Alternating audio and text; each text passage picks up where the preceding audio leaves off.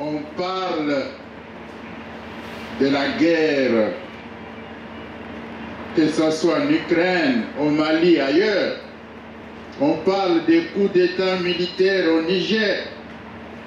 Dans l'est du Congo, il y a aussi une guerre qui a déjà tué des millions de Congolais. Tout cela, bon, je ne parle pas non plus du contraste un peu climatique, le changement climatique qui bouleverse nos saisons est aussi un drame. Eh bien, l'Évangile, lui, nous dit le visage de Jésus devint brillant comme le soleil. Oui, frères et sœurs, la sinistrose ambiante n'assombrit-elle pas nos visages, quelque peu défigurés par la souffrance, la peur, la dérision, avec l'angoisse, la crainte des lendemains et différentes formes du mal-être d'une société moderne? Notre existence elle-même ne nous paraît-elle pas parfois comme une longue nuit? L'horizon semble parfois sombre et le chemin sans éclat. Entre la défiguration de nos visages et cet évangile de la transfiguration, il y a un lien fort. Cet évangile résonne en ces jours comme une invitation très pressante qui nous bouscule, qui bouscule les ténèbres de nos doutes, de nos découragements, pour nous faire entrevoir au-delà des apparences et malgré les mauvaises nouvelles, l'autre côté des choses et des réalités profondes qui font de chacun et chacune de nous tous des enfants de lumière. Donc au cœur de cet évangile retentit d'abord cet appel. Relevez-vous, mettez-vous debout, n'ayez pas peur. Ces paroles de Jésus adressées à ses disciples nous interpellent.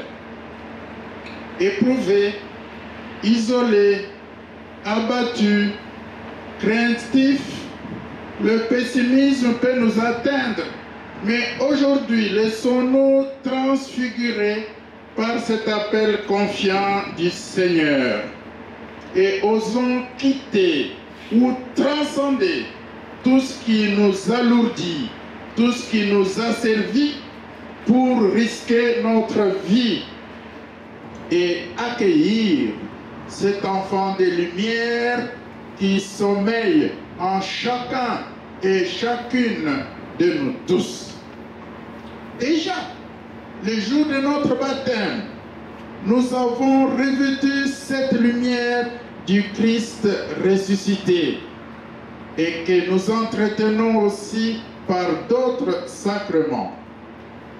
Toutes les fois aussi qu'il nous est donné de vivre, malgré le chemin de la croix de la souffrance, une vraie rencontre humaine ou spirituelle qui est riche en intensité spirituelle ou riche en charge affective, nous brillons de lumière.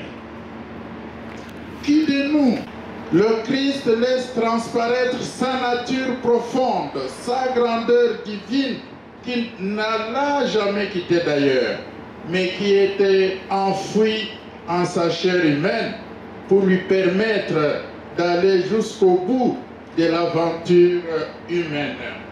La transfiguration, frères et sœurs, appartient au genre d'expérience spirituelle, mystique, pleine de densité divine, où la lumière divine devient perceptible à des grands priants ou à des maîtres spirituels, comme Moïse sur le mont Sinaï, comme Élie au mont Carmel et j'en passe. Oui, sur la montagne de la transfiguration, en pleine intimité avec le Seigneur, ce qui était offert à la contemplation des apôtres nous est offert aujourd'hui. C'est quoi? C'est ce visage rayonnant du Christ. Cette parole aimante de Dieu le Père qui dit « Celui-ci est mon Fils bien-aimé ». L'extase de la paix et la consolation de l'Esprit que ressentent les disciples dans le silence, la prière, l'humilité. Vous découvrirez cet autre vous-même qui jettera un rayon de lumière sur votre vie. Amen. Et par l'offrande de ce matin, nous vous invitons à soutenir le travail de Caritas et du Centre social protestant qui viennent en aide aux plus démunis dans notre région. La quête sera faite pendant le morceau de musique que nous allons entendre maintenant. Merci de votre soutien.